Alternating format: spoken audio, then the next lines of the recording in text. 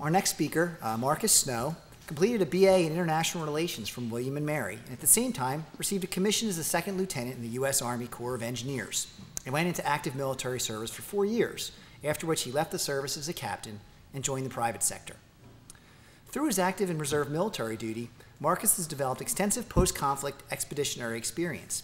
In 1996, he deployed to Bosnia, where he led a platoon in demining operations and later served as a mine action officer in the heavily mined Posavina corridor. In 2002, he mobilized in support of the war effort as an international engagement officer based in Germany, and was then requested to serve in the U.S. Embassy in Algiers as a liaison and engagement officer with the Algerian military. Marcus's career in the private sector was interrupted when he was ordered to Iraq in 2006, where he commanded a civil affairs company based in Diyala province. While there, he also served as the economic development advisor to the Legislative Council of Diyala province. He was again mobilized in Iraq in 2008, where he served as the program manager for the Baghdad International Airport Economic Development Zone. I'm really wondering about the Chick-fil-A franchises there. And advised the command on economic and business development issues. He has also conducted missions in Angola and Tunisia, where he worked with host country militaries to improve their military medical outreach capabilities.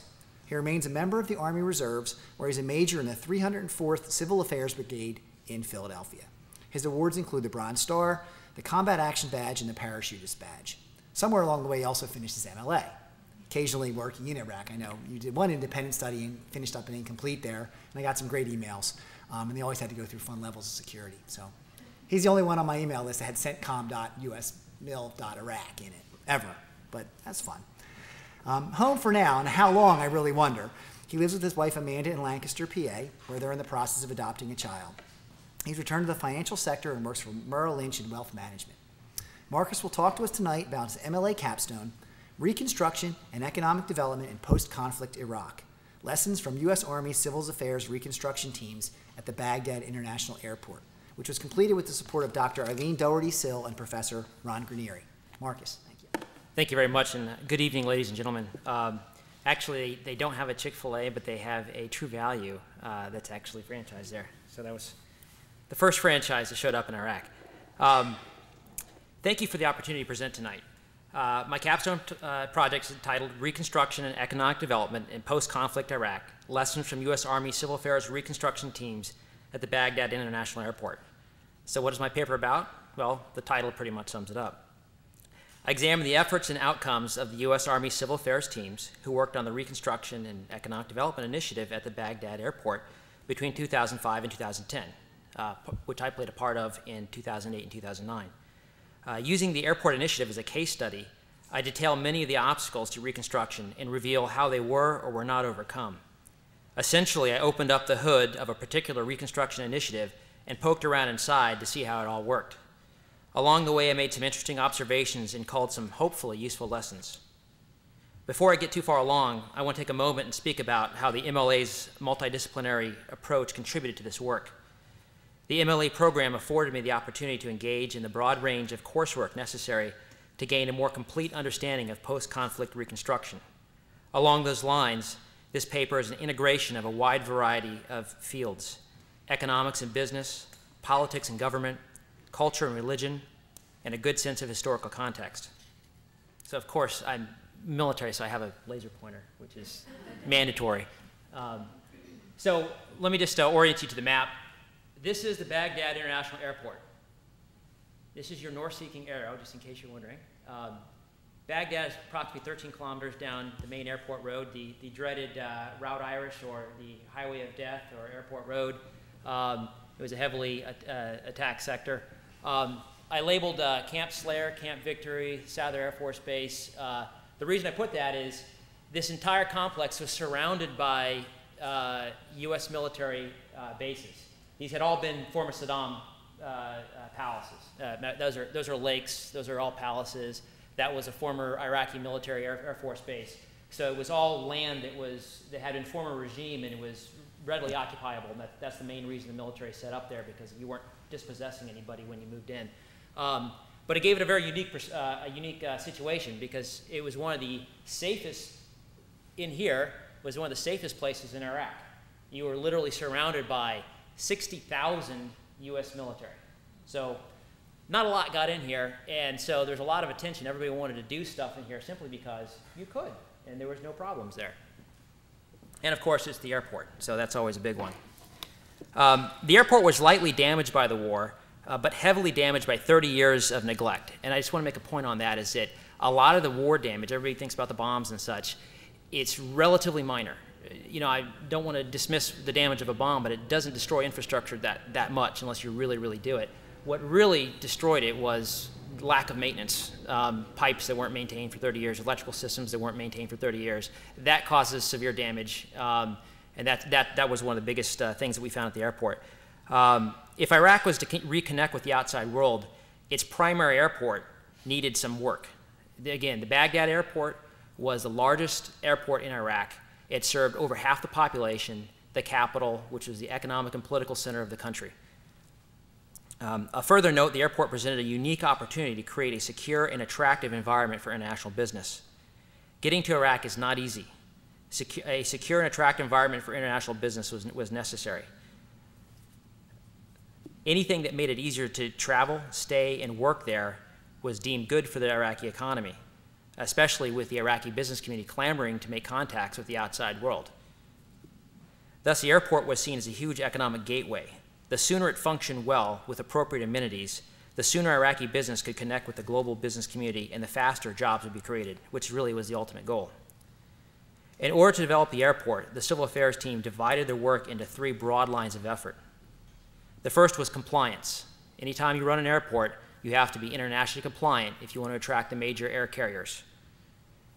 Infrastructure improvement, which is the repairing and improving of the electrical power systems, the water, the sewage, essentially all the stuff that everybody, sort of the boring, hard stuff that everybody forgets about, but was what makes civilization happen. If you want to know sort of the definition of a modern country, modern society, is you flush and things go down, you turn the water on, it turns on, you click the lights come on.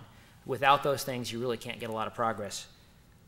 And lastly, wanting to attract business, and that was by creating an economic zone where business could set up shop and engage with the outside world. So on the map, I've identified some of the projects which were part of the reconstruction and development effort. And I wanted to point out a few of those and tell a little bit about the background on those, which will give you a flavor of the kinds of obstacles and successes that we had. So this is not an all-inclusive list, but this right here served as the core economic zone. What it had been was the old terminal, the old airport center, prior to the construction in the mid-'80s of a newer airport, which is a newer terminal building, which is actually rather nice. You had a series of abandoned buildings, large terminals from the 1960s that were just idle. Iraqi Airways had an office tower that was derelict and abandoned. Some old power plant equipment that was just, everything was inoperable. So the coalition said, hey, let's start priming the pump and spend some money to get these going and get the airport online and start bringing in business. So I'll bring two things here, the hotel and the office tower. We spent about $9 million of your dollars refurbishing the office tower and building a new prefab building hotel in order to attract business, to give somebody a place to stay. Because here, before that, if you were a traveler coming to Iraq, there really was no place to go. You had, as soon as you got to the airport, you had to get on a armored convoy with black water or something like that and drive down. It was a very difficult and dangerous endeavor, so it'd be nice if you could actually stay at the airport and have an office at the airport. And actually that says Iraq open for business. After we refurbished that, we had a very interesting leasing program and a profit-sharing arrangement with the Iraqi government. We said, if we refurbish this, we want to reserve the right to dictate the end use of the building for a 3-year period, which is about the time the coalition would be present. And it was not a problem because, you know, that was a dirt pile and that was a derelict building, so the Iraqis thought, hey, we'll get free construction out of it, not a problem. And what we found was that after we spent about $4.5 million here and about $4 million here, we got a private Iraqi company to come in and manage those businesses in a profit-sharing arrangement. They put about $1.5 million each into finishing them out and making them kind of nice. This hotel is very, very nice. You go in the lobby and you think you're in somewhere in anywhere else in the world in an international environment. It's actually quite nice. And it's a 100-room hotel that runs about 70 to 80% occupancy.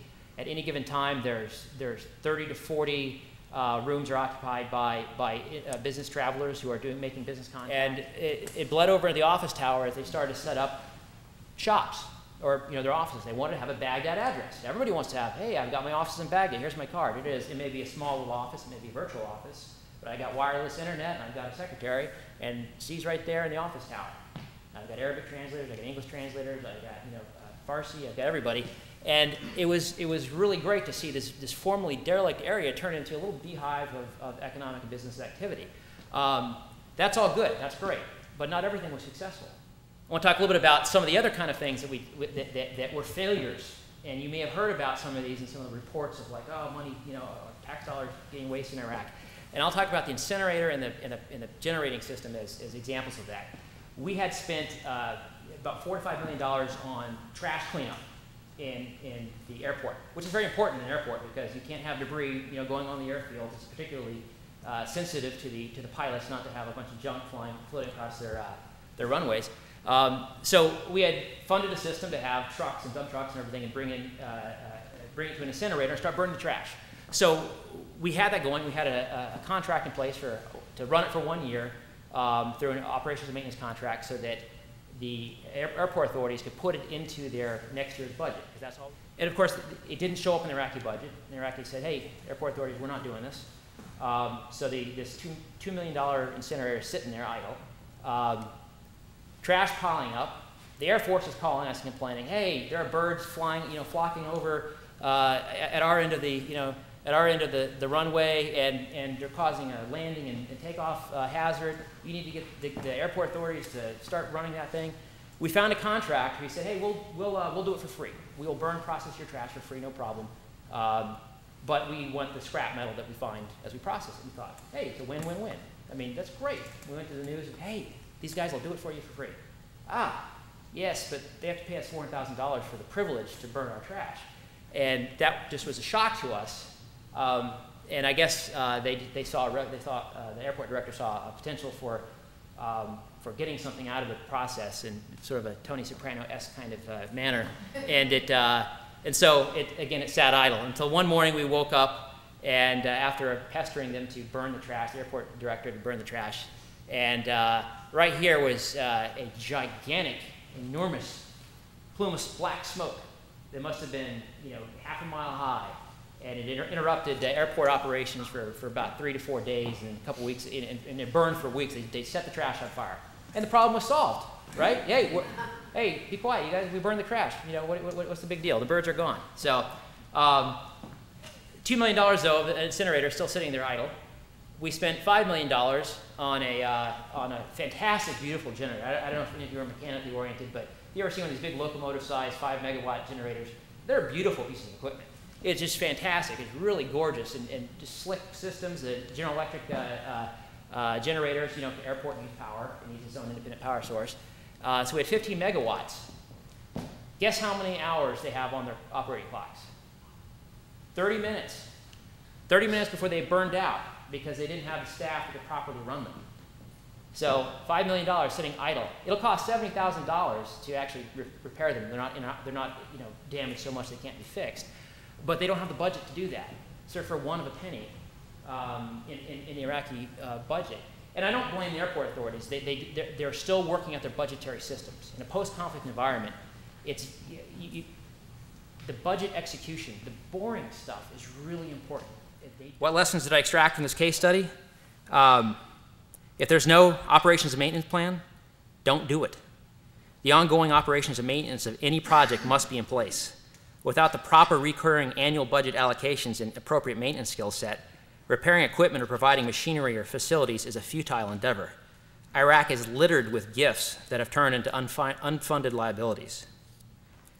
Leverage the private sector, or as I like to say, use other people's money. The private sector has money and an incentive to keep facilities and equipment operational. The hotel and the office tower are two of the nicest buildings in Iraq, with functioning air conditioning, working elevators, cleanly appearance, and wireless internet. Private sector businesses can turn derelict properties into job-creating engines, but in a post-conflict environment, they might need help getting the right permissions to do so. Getting the private sector to spend their resources developing and maintaining an area is a good way to get things moving. And oh, by the way, part of the contract for the hotel and the office tower was that they had common area maintenance responsibilities for cleaning things up. So we gave them tasks of zones because there was no budget for street cleaning and whatnot for the airport. So we put the companies in charge, said, you guys are responsible for this street. And they had incentive. They had guests coming in. They wanted to make it look nice. So they, we were asking them to do something that was in their own interest. Get clear title to land. In almost every case at the airport, the primary inhibition to private sector growth and job creation was a lack of clarity around land use and rights. Investment was held up by the inability of investors to secure long-term rights to develop property. Where leases could be secured, development occurred. Unleasable properties, regardless of their desirability, were vacant and derelict. The former regime made a mess of clear title. Assisting businesses resolve property rights issues for land so they can make capital investments is an overlooked but very useful reconstruction task. I'll throw one more vignette on that. We had a number of companies approach us, major international hotelier firms, some of which you've heard about, name brand stuff. They wanted to put $100 to $120 million and build a hotel right here. Really nice spot of land. They were ready. They had the money, ready to go, pull the trigger on it. They wanted a 30 to 40-year lease. Makes sense. They're going to put $100 million into something. They want a lease where they can amortize the cost over a period of time and make their money back. Unfortunately, the current leasing environment was, we can do 12 months. Well, in 12 months, I'll come in and I'll build a shack. You give me 30 years, I will build anything, a skyscraper, because its useful life is 30, 40 years. You give me 1 year, I can't do much. And that's one of the problems that's happening right now. Last lesson learned is bureaucracy trumps culture. Bureaucratic failings were a greater obstruction in a post-conflict environment than cross-cultural failings. Cultural conflicts, misunderstanding, and animosities never manifested in a meaningful way and were never the primary cause of project failures. They existed, but they were easily overcome by mutual interest. Perhaps in some small way, this serves as a counterpoint to the notion that cultural, religious, and civilizational differences are paramount to understanding and engaging in international relations. At least in some instances, it just doesn't matter that much as other factors, or at least that a modicum of good manners, a willingness to overlook differences and minor faux pas, and of course some decent chai, can go a long way towards bridging cultural gaps. I hope that you found this presentation interesting and informative. I appreciate the opportunity you've given me to present it, and time permitting, I'd be very happy to answer any questions you may have.